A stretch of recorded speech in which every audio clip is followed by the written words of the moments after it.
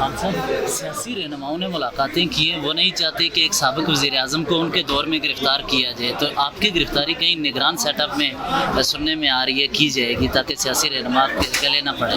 सियासी रहनुमा डरे हुए तहरीक इंसाफ से और इलेक्शन तब करेंगे इलेक्शन जब वो समझेंगे तहरीक इंसाफ और इलेक्शन लड़ने के काबिल नहीं। यानी कि मैं जेल में लोगों को अंडरग्राउंड कर दिया, कैंडिडेट्स को लगा दिया, जो असर जरदारी इलेक्शन करवा सकते सिंध में।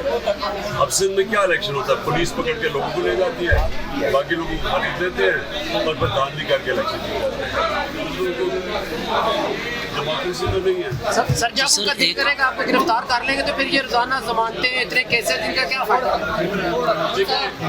कोई ये ना कहे कि इमरान खान कानून से भाग, ये इसलिए मैं जा रहा हूँ। एक सर एक ये मुझे ना कहे कि आप जनाब अदालत में पेश नहीं हुए, आप कोई अपने आप को कानून से ऊपर समझते हैं, इसलिए मैं आ रहा हूँ। एक एक्सटेंशन आपने दी थी, एक एक्सटेंशन और एक एक्सटेंशन की बातें अभी गर्दिश कर रही हैं कि एक शख्स को जिसको आपने लगाया था उसको एक्सटेंशन दी जा सकती है, तो क्या एक्सटेंशन होनी चाहिए किसी भी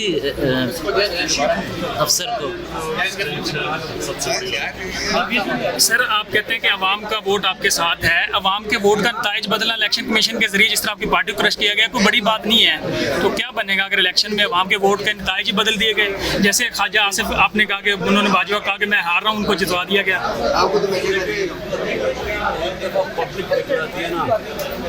कोई कंट्रोल नहीं कर सकता। खान साहब अपनी यूथ को क्या पैगाम देना चाहेंगे, अपनी यूथ को क्या मैसेज देना चाहेंगे?